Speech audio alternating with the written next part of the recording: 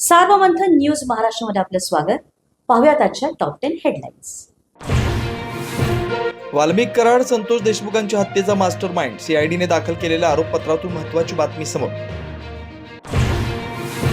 पोलिसांनी नवीन कायद्याचा अवलंब करून पुराव्यासहित आरोपपत्र दाखल केलंय. संतोष देशमुख हत्येचा खटला फास्ट ट्रॅकवर चालवण्यासाठी कोर्टाला विनंती करणार मुख्यमंत्री देवेंद्र फडणवीसांची प्रतिक्रिया.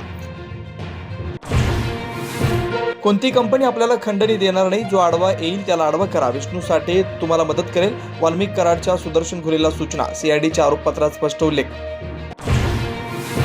संतोष देशमुख आडवा आल्यास त्याला कायमचा धडा शिकवा, आमच्या मागण्या पूर्ण न झाल्याचे परिणाम काय होतात त्याचा संदेश इतरांना द्या, सुदर्शन घुलेनं वाल्मिक कराडचा निरोप सर्व साथीदारांना दिला, दोषारोपपत्रात माहिती.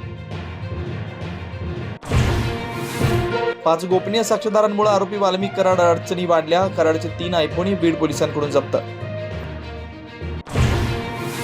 मुंड्यांच्या मंत्रिपदाचा फायदा घेत कराडला जेलमध्ये व्हीआयपी ट्रीटमेंट, आकाच्या आकाने मंत्रिपदाचा राजीनामा द्यावा, धसांकडून मागणी कायम, तर कराडला वाचवण्यासाठी मुंड्यांनी कट रचल्याचा दमाने यांचा आरोप. शिंदे सरकारच्या काळातील आरोग्य विभागाच्या कामाला फडणवीस सरकारकडून ब्रेक, तानाजी सावंतांनी मंजूर केलेले 3200 कोटींचं टेंडर स्थगित, सूत्रांची माहिती, साफसफाईसाठी पुण्याच्या कंपनीला दिलं होतं टेंडर.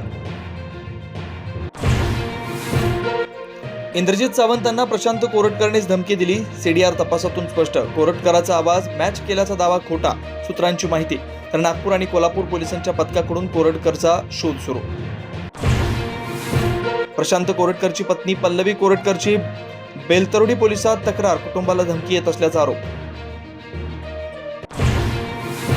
कृषीमंत्री माणिकराव कोकाटेंच्या निकालावर 5 मार्चला सुनावणी, चुकीच्या पद्धतीनं घर दाटल्याचा कोकाटेंवर आरोप, शिक्षेविरोधात कोकाटेंनी केलं होतं आव्हान. सार्वमंथन न्यूज महाराष्ट्राला लाईक करा, शेअर करा, सबस्क्राईब करा.